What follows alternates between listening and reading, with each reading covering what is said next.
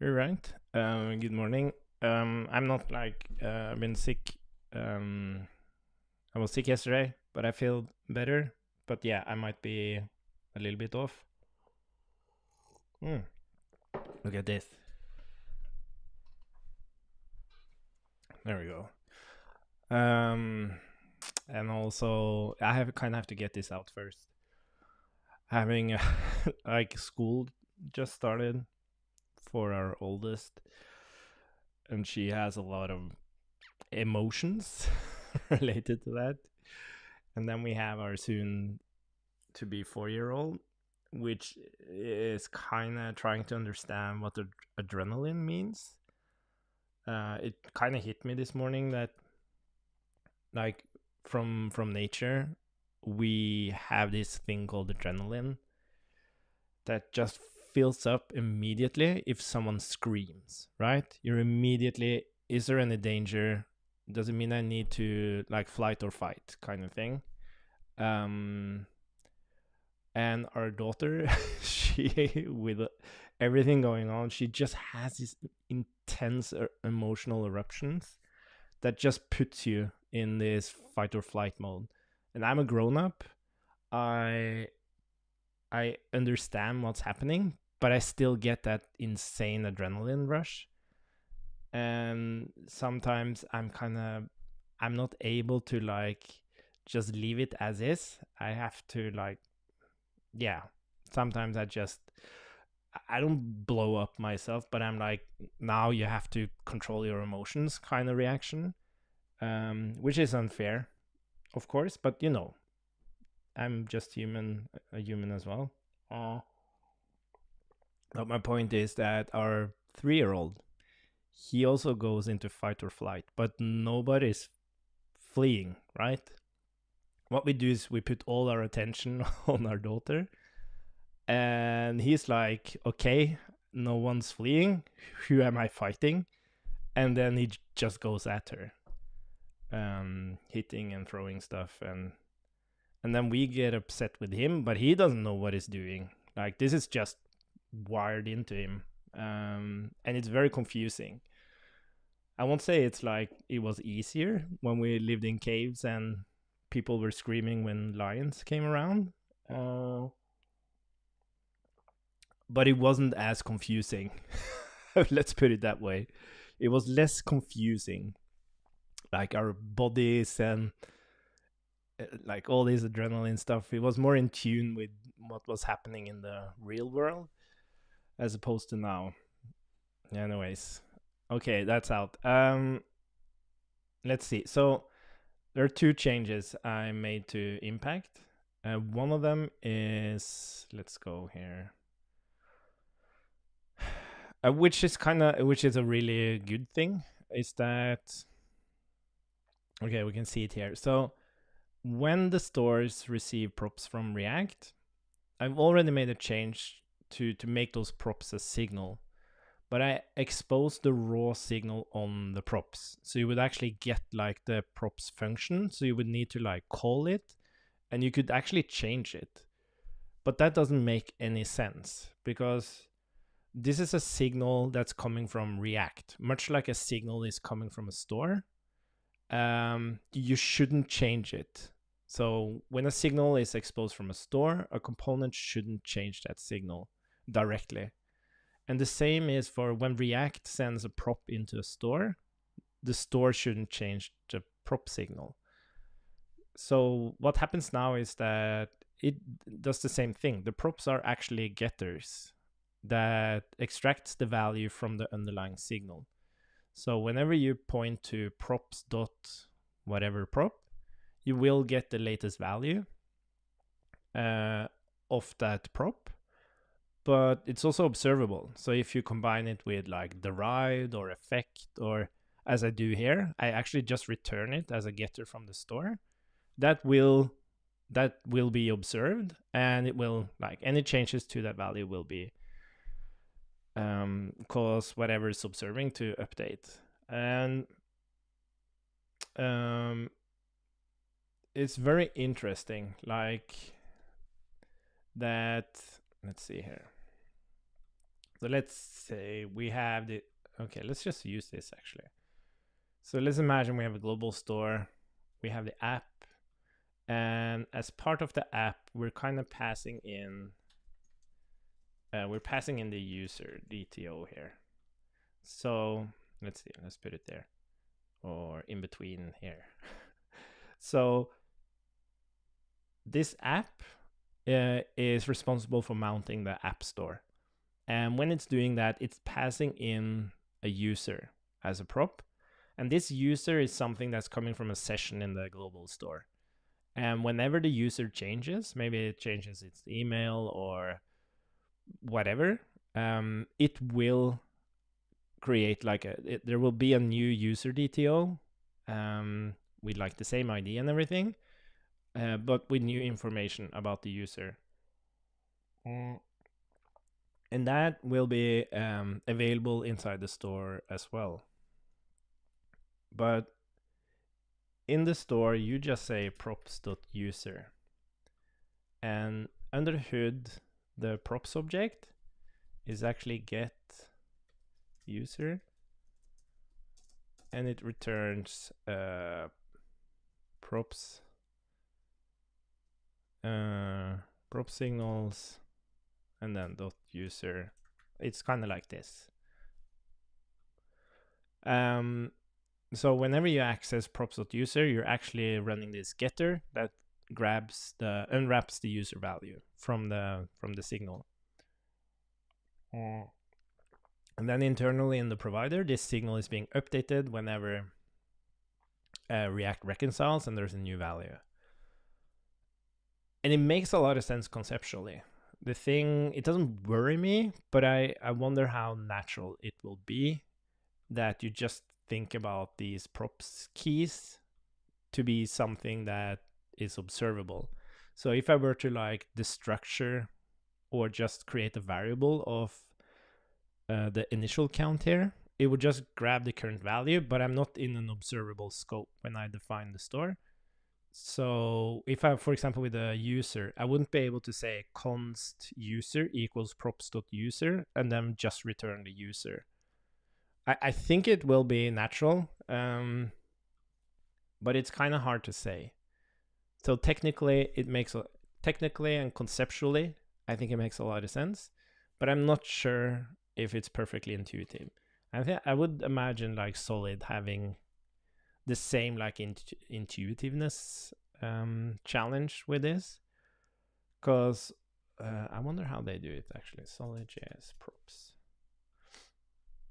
Is it just yeah, it's interesting.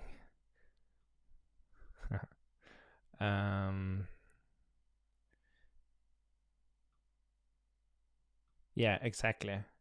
So here you can't just say name, because reactivity, like you're just taking the current name and then it won't be reactive anymore. So they actually may suggest making it a function. But they have their own utilities for managing the props and so on. But yeah, it's interesting. But yeah, that's the one change, and it actually fits with the original presentation. That's also good. But then we have these observers. So what I changed now is that we used to do observation based on stores. So you would say using App Store equals use App Store, for example. But the problem doing that is that, first of all, it creates inconsistencies with using the same store in another store, because then you don't use the using keyword. So their signature is like different, but the API, like the use App Store, is the same, but the way you consume it is different. And you can argue that, oh, but you're in the store and then you're in the component, but it's just different. Like there's a different keyword, it's cons instead of using. You can destructure inside the store, but you can't destructure in a component. It's just inconsistent. But what really made me realize this issue is that you can pass signals as props, or signals can be part of props. So you might have a component that receives signals from props, and you only want to do observation. You don't want to use a store, you just want to do observation. So you would need a way to do that. So then you have this special version of use store with the using keyword, and then you would have another using with another hook. Like it became very inconsistent. So, and there's also this fact that I'm kind of going back and forward on, which is like, are people gonna dismiss this because of the using keyword? I don't want it to be, I don't want that to be the thing that people get obsessed with and ponder and like, what is this thing? That's not the important thing about Impact. Is not doing anything radical with observation.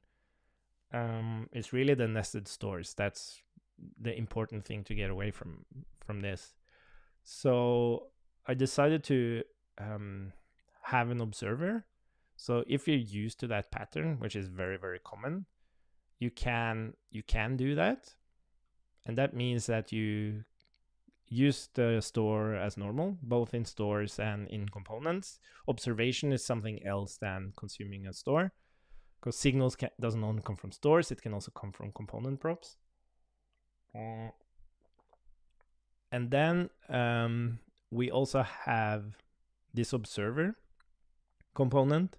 And one thing I didn't realize about this observer component is that I felt like it was a way to inline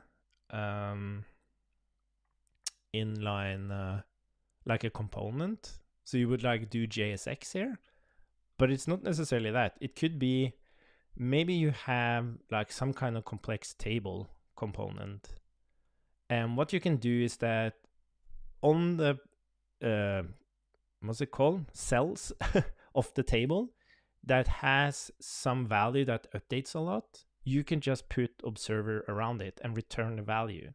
So you would have like a table cell here, and as part of that you would do this to grab the value and then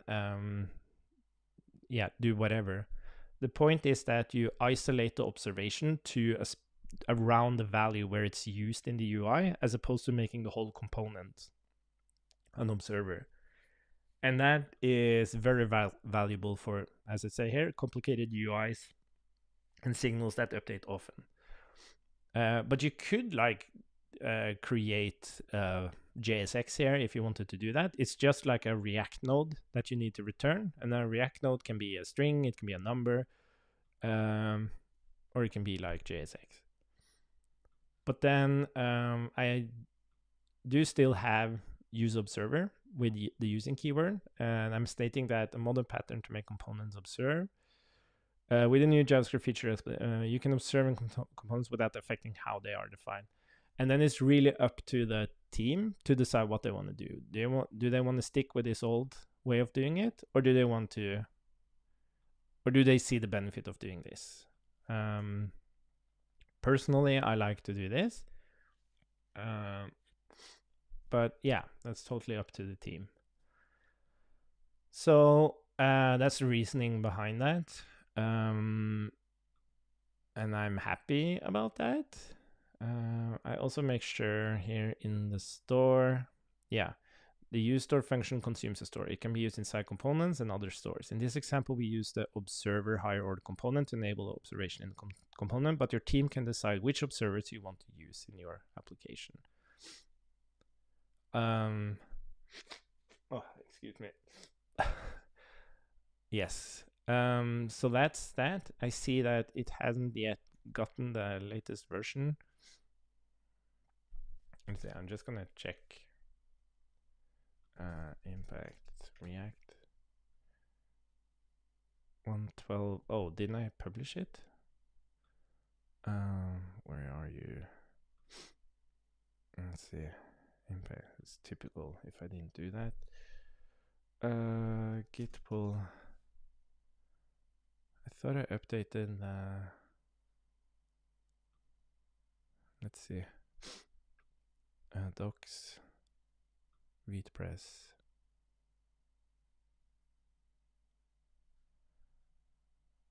Oh, but I did push it, right? Oh, 12.1? What's 12.1? Oh, I have my laptop here. 2 seconds. Did I forget to publish it? Oh, I got a forbidden. Forbidden. Oh, I forgot to change the version number. Excuse me. Yarn build and npm publish. So what I thought we would do, see how much energy I have. Let's see, I need.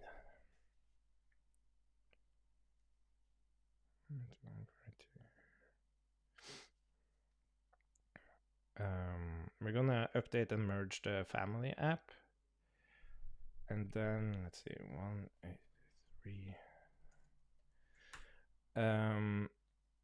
Update the family app, and then, oh, I need some music. And then what's kind of cool is, okay, I guess the playground will be down for a while. But we can at least go to the family Scrum app and update it. Yeah, as I said, we're going to merge that, and then yarn and impact. Yeah, let's figure out that bug.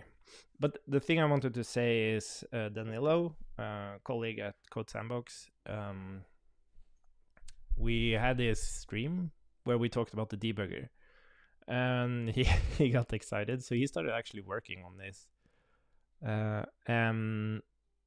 I don't think I have the energy today, but on Monday we're gonna do a stream and we're gonna expose more data to the debugger, like what stores are being instantiated, what signals, like give a reference to the store and the store container, or the store instance for any signals derived and effects created, so that what parents does a store have.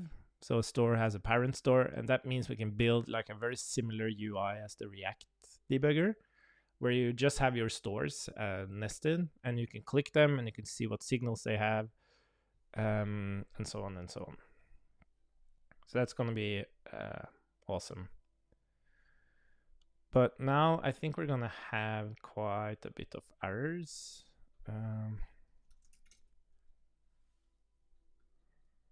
Is it localhost 3000?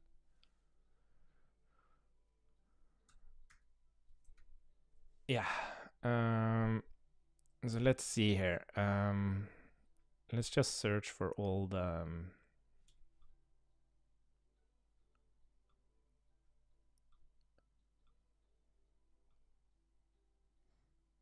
let's see. I'm just gonna go through each of the stores and see if they have any props. This one has props. So now this, you don't, that's also a good thing now. You don't have to define these things as signals anymore. This is great. And here I'm using it directly because I know the family ID won't change. That's fine. And here we just distribute them. We're not using the system store. Global store doesn't have any props.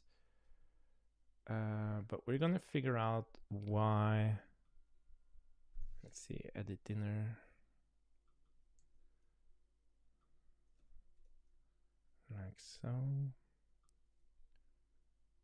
This is nice. We had this bug where if you navigated too quickly to a page, it didn't actually update it.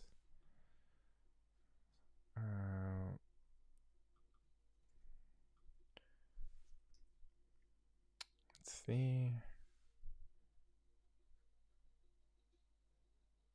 Yeah, so here we can't. So this is the thing. Like here I'm saying groceries, props.groceries, so I'm only getting the initial ones. But we need to do this. Always need to point to props.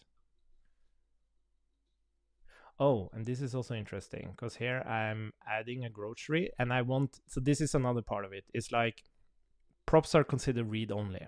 That's the thing. So here I want to, and this was a little bit confusing to me. So I'm kind of happy about just stating that. Maybe we should put that in the docs actually. Props are read only. They are read only, right? You would never change a prop. So this is just super weird. So if I actually want to update the props, I need to expose an API from the store that's responsible for this these groceries to actually update it.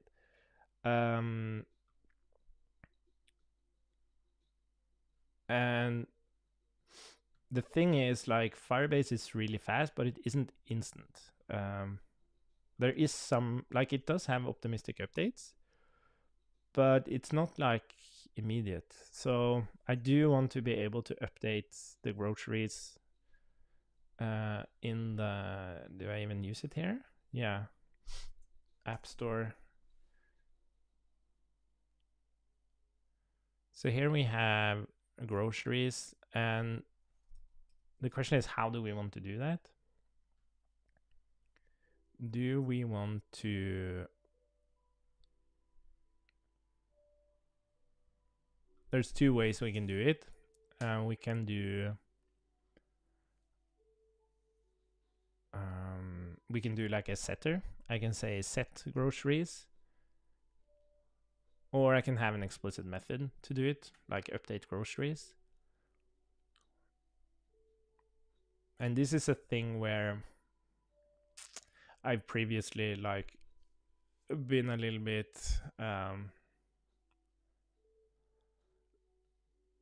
like the only exposed API from a store is, it's kind of public, right? You can consume it from a component or another store, but you might have certain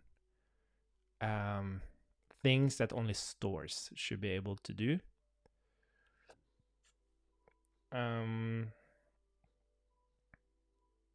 Which means that, like, if I did a class-based, like global class nested structure, I could pass like hidden callbacks and stuff. Like, for example, here, if I had a groceries, groceries, yeah, if I had a groceries class, I could give that instantiating that groceries class would be, it would be a reference on the app store class.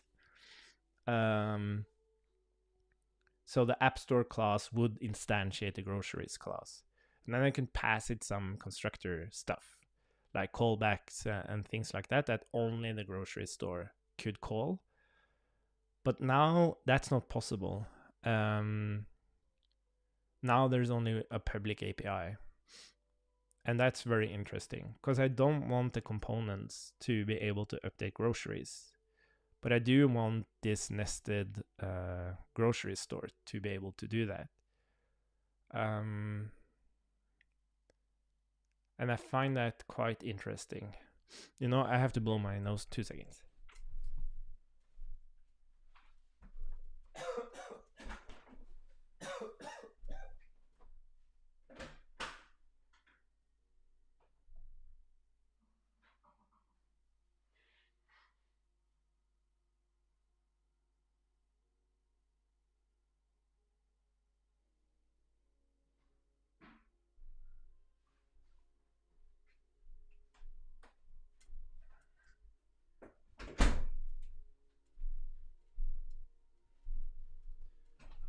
And you can like argue that, why do you even think about this stuff? Like, things are private and public and all of this. But this is important in big applications and big teams, is to control that.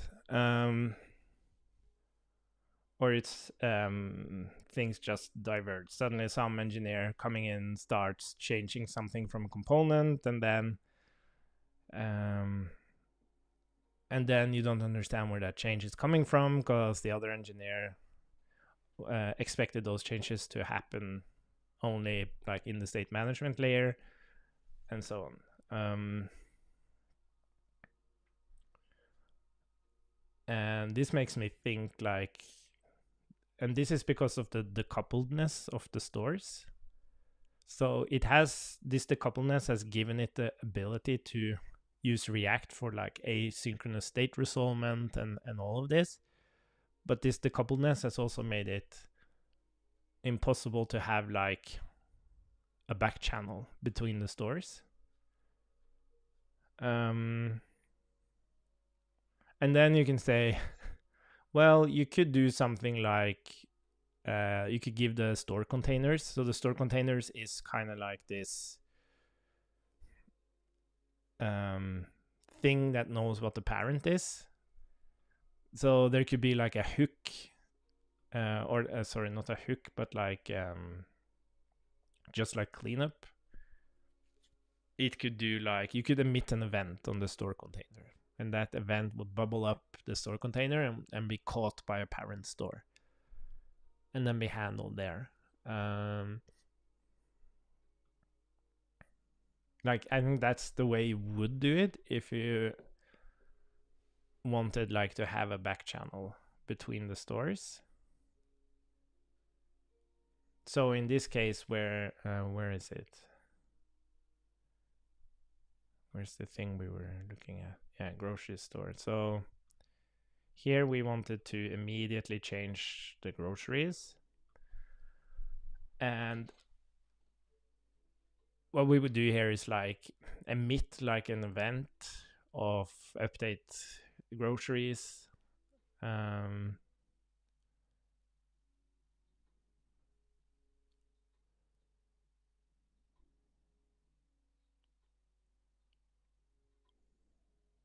And then it will be in the App Store. It will catch that event.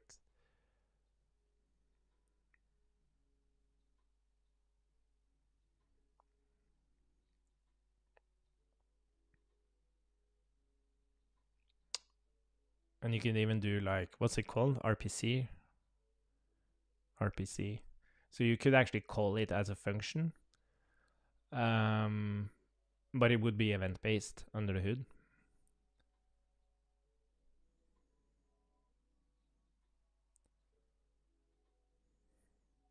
Yeah, that one's kind of annoying. That one is kind of annoying. And this is because we want the App Store to take care of all the data. We don't want this grocery store to take care of the data.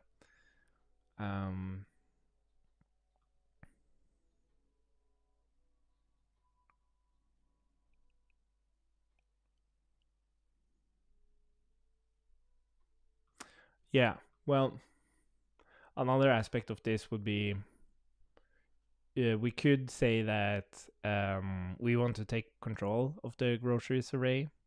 So we would have our own groceries here, just like we initially did, like, or like we would do const groceries equals signal props groceries. So we would put the groceries into a new signal, which is controlled from within this store. But that means if the outer groceries is updated, so for example, if two, in this case, that can happen if two people are editing the groceries list at the same time. Whenever my partner is in that list and updates the groceries, that will be updated from the props, right? Because that's coming from the data source. But whenever I edit it, it would be like edited internally. So basically what happens in practice is I wouldn't see the changes my partner did until I made a change. Well, not even then. Like I wouldn't see the changes my partner did. And she wouldn't see my changes. And that's not good. It shouldn't work like that.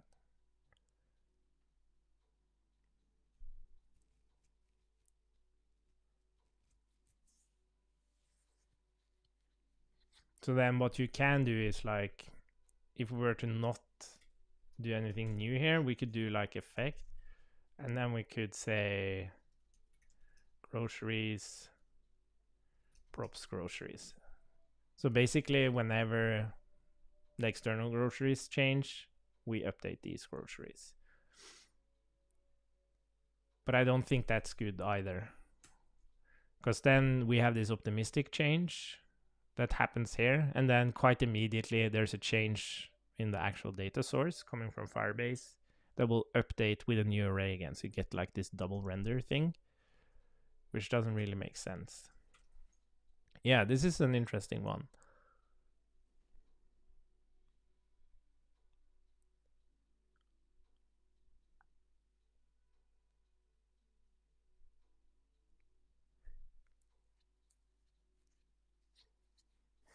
Yeah, this is really interesting. And it kind of makes me think, are we diving into... We're definitely making things more complicated if we were to introduce something like this communication layer between the stores. But it's something that needs to be... There needs to be an approach to this. Because as I said, we gain something, but we also leave behind this idea where you just have this nested class tree where you can create any references and hidden stuff you want. But you can't do that here.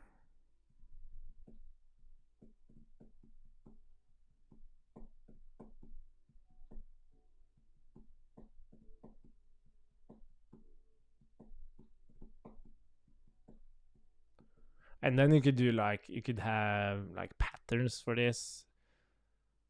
So you could do like, you could have a symbol, for example. So you would expose certain functionality behind the symbol. But that's also kind of weird, because a component could use that as well.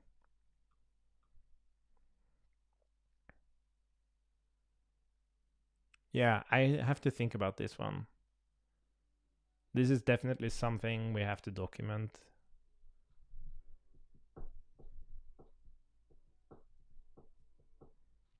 It's so annoying. Like every time, like doing all these state management iterations, every time I do an iteration, I'm solving a problem, but solving that problem creates a new problem.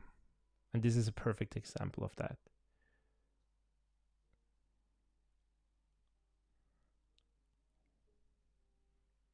Yeah, you know what? I'm not feeling like super awesome either, so I'm gonna stop the stream. But it's nice to have that props thing fixed. I'm gonna edit. Let's just do that so we've done something productive. Let's see. Where was that? Learn. Well, these props are received as read-only signals.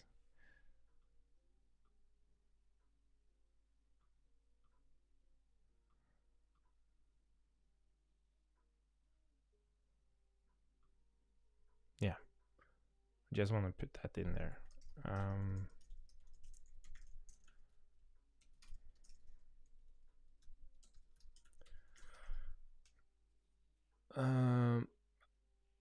I think you intuitively think of props as read-only from React, but since I had that like intermediate thing where you could technically change a prop signal, it just kind of...